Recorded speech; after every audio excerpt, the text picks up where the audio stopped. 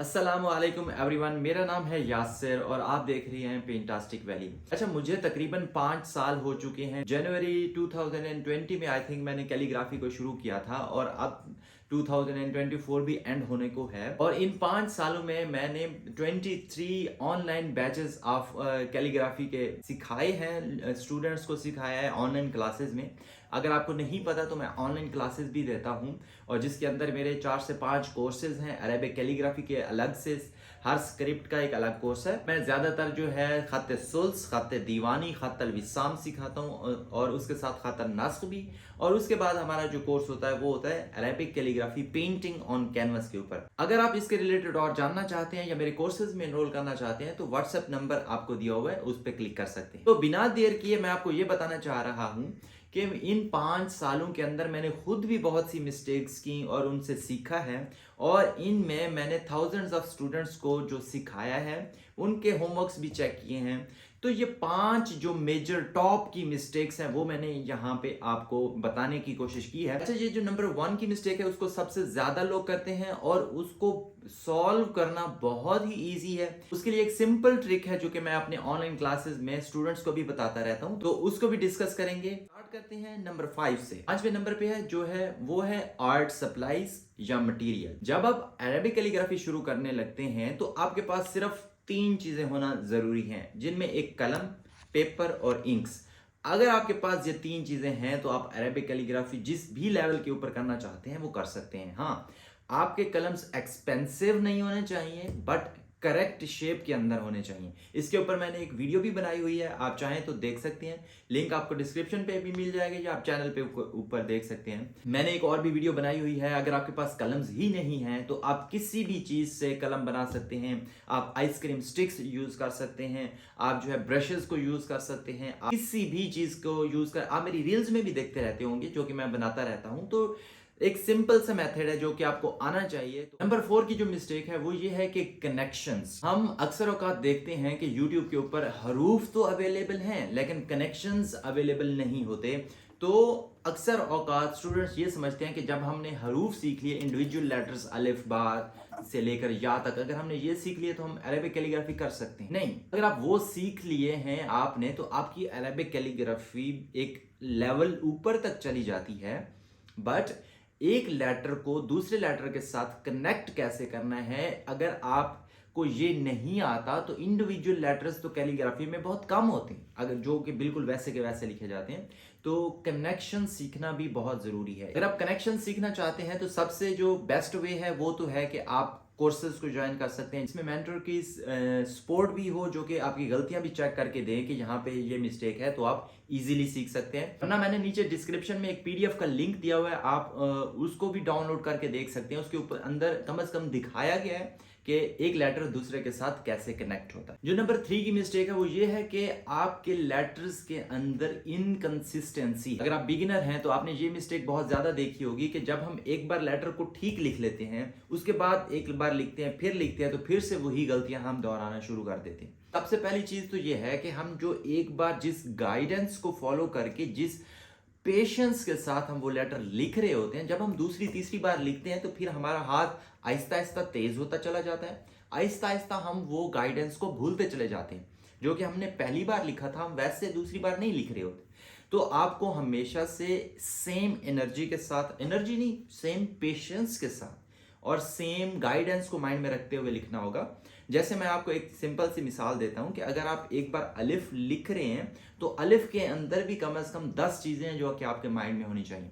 जैसे अलिफ का ताज का एंगल क्या होगा, अलिफ को जब हम शुरू करते हैं उस वक्त का एंगल क्या होगा, और जब हम उसको नीचे लेके आते हैं तो कर्व कैसे करनी है, फिर उस कर्व को आपने वापस कैसे लाना है, एंड वाली नोक कैसे बनानी है। और जहां पे बहुत से स्टूडेंट्स स्टक करते हैं वो ये है कि अलिफ का ताज कैसे बनाना है।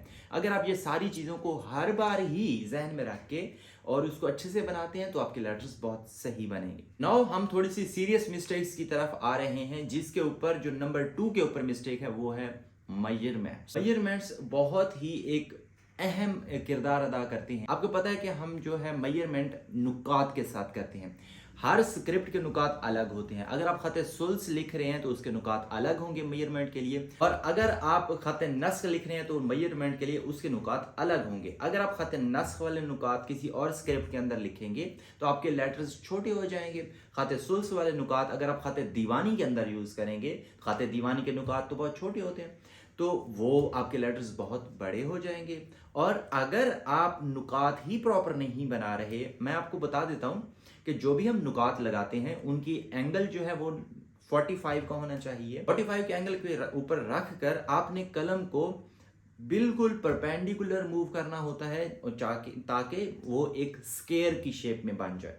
अब स्केयर जो नुक्ता है वो खत नस्ख के अंदर यूज किया जाता है, लेकिन खत सुल्स के अंदर नुक्ता जो है वो थोड़ा सा एक हेयर लाइन के बराबर लंबा यूज किया जाता है। तो खत सुल्स का नुक्ता जो है थोड़ा सा बड़ा होगा, और जब भी आप नेक्स्ट नुक्ता लगाते हैं तो वो कॉर्नर टू कॉर्नर टच होना चाहिए। ऐसा ना हो कि नुक्ते आपस के अंदर जो है ओवरलैप कर रहे हो, और ना ही एक नुक्ते से दूसरे नुक्ते के अंदर गैप हो, ना ही आपके नुकात लगाते लगाते टेढ़े हो जाएं। इससे ये होगा कि आप एक बार लेटर लिखेंगे छोटा होगा, एक बार लिखेंगे बड़ा होगा, तो आपकी जो ओवरऑल कैलीग्राफी में कंसिस्टेंसी नहीं आएगी। Now let's come to the most important और सबसे बड़ी मिस्टेक जो स्टूडेंट्स करते हैं, वो है एक सिंपल सी चीज, एंगल। कैलीग्राफी करते हुए हमारे पास दो एंगल्स होते हैं। एक एंगल वो होता है जिसके ऊपर हमने कलम को रखकर मूव करना होता है, और दूसरा वो होता है जिसके ऊपर हम कलम को मूव कर रहे होते हैं। तो हम इन दोनों को नाम दे देते हैं angle of placement and angle of direction. मतलब आप किस डायरेक्शन में कलम को मूव कर रहे हैं और किस एंगल पे कलम को रखा है। तो मैं आपको सिंपल से चार्ट बनाकर यहाँ पे समझा देता हूँ कि जब भी हम ये दो लाइंस लगाते हैं, एक हॉरिजॉन्टल और एक वर्टिकल, तो इनका एंगल क्या होता है, 90 का। तो जब भी आप जो नुक्ता लगाते हैं उसका एंगल 45 डिग्री होता है, जो कि 0 और 90 के मिड में होगा। और जब भी हम नुक्ता लगाएंगे हमारा कलम का एंगल ऐसा होगा, और हमने इस तरह कलम को मूव करके ये नुक्ता बनाना होगा, ठीक है। लेकिन जब भी हम कैलीग्राफी करते हैं तो हमारा जो कलम का एंगल 90 के करीब होता है।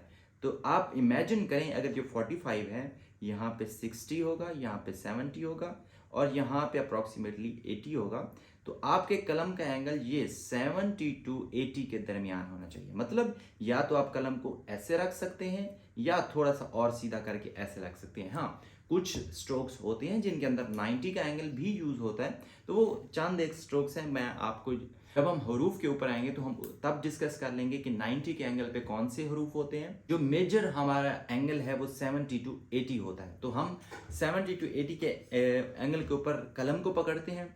अब आता है डायरेक्शन, किस डायरेक्शन में हमने मूव करना है, वो लेटर्स के अकॉर्डिंग डेफिनेटली वेरी करती है। अब यहाँ पे जो स्टूडेंट्स मिस्टेक क्या करते हैं, वो सिंपल सी मिस्टेक ये करते हैं, वो इस तरह हाथ में कलम को पकड़ते हैं और यहाँ पे लिखते हैं।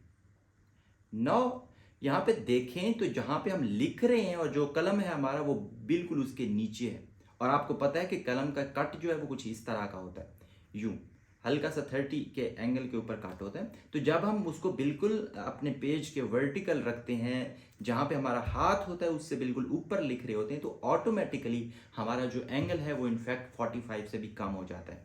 और ये सबसे बड़ी वजह है कि हमारे लेटर्स अच्छे नहीं बनते।